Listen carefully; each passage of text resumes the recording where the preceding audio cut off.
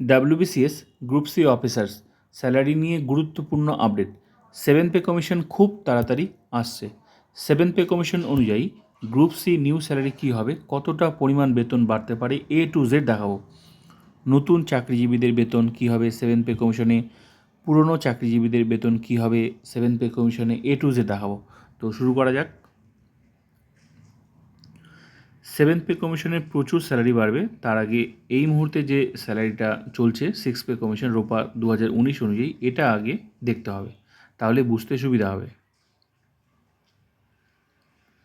এখন চলছে 6th pay commission, এই অনুযায়ী আগে স্যালারিটা দেখাই, কারণ এই স্যালারিটাই তো 7th পে কমিশনে নতুন হবে, সেটা দেখাবো।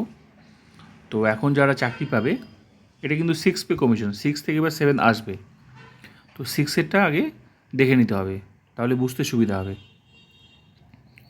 শুরুতেই 35,800 টাকা বেসিক পে, প্রতি বছর কিন্তু 3% হারে ইনক্রিমেন্ট হবে।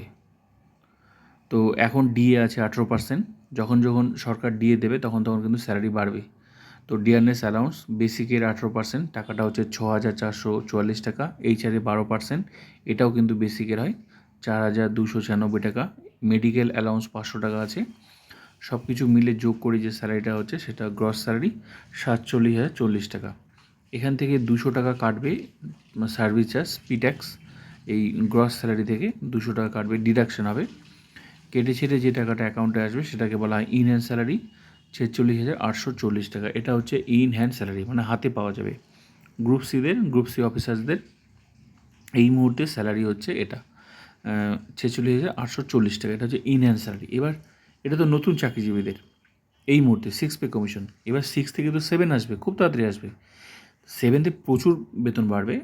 তো কি লাগবে, 6th পে কমিশনের যে এন্ট্রি লেভেল, মানে চাকরির শুরুতে যে বেসিকটা আছে না, এই যে 35,800, এটাই এবার নতুন রূপে আসবে। তো পে কমিশন মানে হচ্ছে বেসিক স্ট্রাকচার পরিবর্তন, নতুন রূপে বেসিক আসবে। তো এখন যা বেসিক আছে সেটা থেকে তো সেটার সঙ্গে একটা গুণ হবে, এবার গুণটা কত হবে, সেটাই কত সম্ভাবনা রয়েছে 7th পে কমিশনের সম্ভাব্য স্যালারি আমি এখন দেখাবো। এটা হচ্ছে 6th পে কমিশন, এটা নতুনদের একদম এটাই পাবে বেতন, ঠিক আছে। তো সম্ভাব্য স্যালারি এবার আমি দেখাবো 35,800। এই যে এরকম একটা বেসিক স্ট্রাকচার 7th পে কমিশনে আসবে, এখানে যে বেসিকগুলো দেখা যাচ্ছে না, এরকম একটা আসবে। তো এখানে গ্রুপ সিদের এই ঘরটা হয়, এই যে গ্রুপ সি অফিসার্সদের এই যে 35,800 এই ঘরটা হয়। এটা কিন্তু 6th পে কমিশনে, এবার 6-এর মতোই কিন্তু 7তে আসবে, তো সেখানে তো বাড়বে। তো 6th পে কমিশন থেকে এবার 7তে আসবে।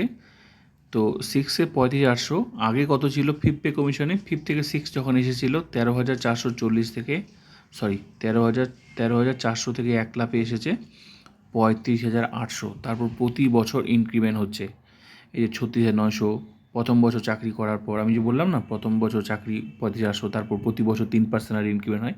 এই যে সেট করে দেওয়া আছে, এখানে যেভাবে সেট করে দেওয়া আছে, যতক্ষণ না 7th কমিশন আসে ততক্ষণ এখানে যে টাকাগুলো দেওয়া আছে প্রতি বছর বাড়ছে, ওই ঘরটাই বেতনটা পাওয়া যাবে, বেসিকটা পাওয়া যাবে। তারপর বাকি অংশগুলো ডিএ এইচআরে যেগুলো সবাই যত পার্সেন্টেজ পায় সেটা সবাই সমান। তো এক্ষেত্রে এখানে যে যে ঘরগুলোতে দেওয়া আছে, কোনটাতে কত বছরে কত মাথায়, মানে কোন বছরে প্রতি বছর বাড়ছে, এই যে 1 নাম্বার 1 2 3 4 করে প্রতি বছর বাড়ছে, বাড়তে বাড়তে এখানে একদম সেট করে দিয়েছে, একটা 33 বছরের একটা স্ট্রাকচার সেট করে দিয়েছে। এরকমই একটা লম্বা একটা তালিকা 7th পে কমিশনে আসবে। তো 35,800 শুরুতে ছিল, তারপর এখানে শেষে 33 বছরের মাথায় কত, 92,100 টাকা। তো বাড়তে বাড়তে বাড়তে এখানে পৌঁছেছে। তো এক্ষেত্রে যার যত চাকরির বয়স সেই ঘরটাই হচ্ছে বেসিকটা পাবে, তারপর বাকি অংশগুলো আছে। তো আগে ছিল কত, 13,400 থেকে 1 লাফে আসলো 35,800। তো কত গুণ হয়েছিল সেই সময় 5th পে কমিশন বেসিকের সাথে, 2.57, এই যে এখানে আছে ফিটমেন্ট ফ্যাক্টর ছিল 2.57 ফিটমেন্ট ফ্যাক্টর ছিল 5th থেকে যখন 6th পে কমিশন আসে। এবার বিষয় হলো কেন্দ্র আর রাজ্য সরকার কিন্তু এখন একই। কেন্দ্রে 7th পে কমিশন চলছে, 7 থেকে 8 আসবে, আর রাজ্যে 6 থেকে 7 আসবে। তো কেন্দ্রেও কিন্তু যখন 6 থেকে 7 পে কমিশন আসে সেখানেও ফিটমেন্ট ফ্যাক্টর ছিল 2.57। এবার কেন্দ্রেও 2.57, এবার রাজ্যেও কিন্তু 5 থেকে 6 এসে 2.57, তো সম্ভাবনা আছে 2.57। যদি 2.57 ফিটমেন্ট ফ্যাক্টর হয়, মানে এই যে বেসিক চাকরির শুরুতে যে বেসিকটা আছে না, এই যে শুরুতে মানে পে কমিশন যখন আসবে তখন বেসিক স্ট্রাকচার পরিবর্তন হবে, শুরুর এন্ট্রি লেভেলের বেসিক এটার সাথে গুণ হবে। তাহলে 35,800 এটার সাথে গুণ হলে কত হচ্ছে সম্ভাব্য স্যালারিটা। এবার 7th পে কমিশনের সম্ভাব্য স্যালারি 35,800 সাথে 2.57 গুণ করলে নতুন রূপে বেসিক আসছে 92,006 টাকা।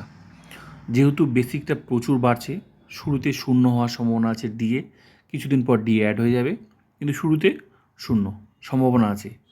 এইচআরে 12%, এখন যেটা এইচআরে আছে সেটাই, তো বেসিকের 12% করলে 11,041 টাকা। এখন এমএ যেটা আছে মেডিকেল অ্যালাউন্স সেটাই আছে। তাহলে সব কিছু মিলে যোগ করে যে স্যালারিটা হচ্ছে 1,03,547 টাকা। পিট্যাক্স 200 কাটবে, কেটে ছেটে এই টাকাটা 1,03,347 টাকা। এটা হচ্ছে সম্ভাব্য স্যালারি যদি 2.57 ফিটমেন্ট ফ্যাক্টর হয়। কিন্তু বিষয় হলো এই বেসিকের সাথে এন্ট্রি লেভেলের বেসিকের সাথে 7th পে কমিশনের গুণই হবে। গুণ করলে সংখ্যাটা এমনি বেড়ে যাচ্ছে, প্রচুর বেড়ে যাবে। এবার 2.57 থেকে বেশি হোক বা থেকে কমই হোক, যাই হোক, গুণ করলে সংখ্যাটা এমনি বেড়ে যাবে আর গুণই হবে। তারপর তো বাকি অংশগুলো থাকছেই। ডিএ শুরুতে ডিএ না হলেও কিছুদিন পর তো ডিএ দেবেই। তারপর এইচআরে তো থাকবেই, ঘর ভাড়া ছাড়া তো আর মানুষ থাকতে পারে না। মোট কথা প্রচুর স্যালারি বাড়বে। এবার বিষয় হলো 2.57 হলে এটা, কিন্তু খুব একটা কমও হবে না, আবার এর থেকেও বেশিও হতে পারে যদি সরকার মনে করে। কিন্তু সম্ভাব্য স্যালারি যদি 2.57 হয় তাহলে কিন্তু সম্ভাব্য স্যালারি এটা, কারণ যেহেতু বেসিকের সাথে গুণ হবে, এটা হলো নতুন চাকরিজীবীদের সম্ভাব্য স্যালারি। তো তাহলে পুরনোদের কী হবে, পুরনো চাকরিজীবীদের, যে নতুনদের যদি এটা বেসিক হয়, বেসিকটা বার করে নিলেই তো বাকি স্যালারিটা বেরিয়ে যাচ্ছে। তো 92,000 সামথিং, তো নিশ্চয়ই পুরনোদের বেশি হবে। তাহলে পুরনোদের কীভাবে বাড়বে, তো 92,000 সামথিং, তো এখানে যে বেসিকটা এরকমই একটা লম্বা স্ট্রাকচার আসবে। সেক্ষেত্রে যখন 7th পে কমিশনে আসবে, এই যে 35,800 যে বেসিকটা আছে, তখন 7th পে কমিশনে যে ওল্ড এন্ট্রিতে চলে যাবে, যেভাবে 5th পে কমিশনে ওল্ড এন্ট্রিতে দেওয়া আছে, তখন এই মুহূর্তে 6 সেটটা চলে যাবে ওল্ড এন্ট্রিতে, আর 92,000 সামথিং বললাম এটা থাকবে শুরুতে। তারপর প্রতি বছর 3% হারে ইনক্রিমেন্ট হবে। এখানে যেমন প্রতি বছর 3% ইনক্রিমেন্ট হচ্ছে, সেট করে দিয়েছে, বাকি অংশগুলো সেট করে দেবে একদম, সরকার রাউন্ড ফিগার দিয়ে একদম সেট করে দেবে, ঠিক আছে। তো এখানে যে ঘরটা দেবে সেই ঘরটাই বেসিকটা পাওয়া যাবে। এক্ষেত্রে যখন নতুন চাকরিজীবী শুরুতে 92,000 বেসিক পাবে, বাকি অংশগুলো দেখালাম স্যালারি। আর যারা পুরনো চাকরিজীবী সেক্ষেত্রে কার কত চাকরির বয়স, কারো যদি 5 বছর চাকরির বয়স হয়, তো প্রতি বছর যে বাড়বে 3% হারে, সেক্ষেত্রে 5 বছরের ঘরে বেসিকটা পাবে। কারো যদি 7 বছর চাকরির বয়স হয়, তো 7 বছরের ঘরটা, 7 বছর সিরিয়ালি 7 বছরের ঘরটা পাবে। এইভাবে এখানে যেমন দেওয়া আছে প্রতি বছর বাড়ছে, এরকমই একটা লম্বা একটা তালিকা 7th পে কমিশনে আসবে। তো বিষয়টা বোঝাতে পারলাম।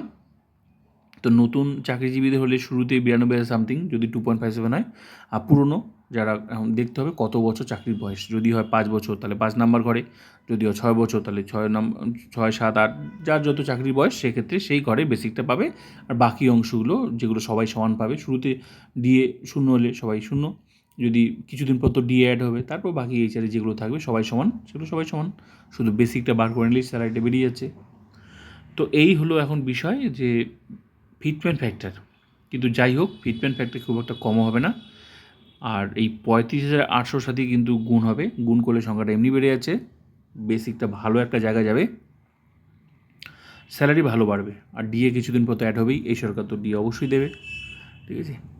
তো বিষয় হলো 2.57 ফিটমেন্ট ফ্যাক্টর হলে আমি যে সম্ভাব্য স্যালারি দেখালাম সেটা, আর এর থেকে কম হলে একটু কমবে, কিন্তু যাই হোক স্যালারি কিন্তু প্রচুর বাড়বে।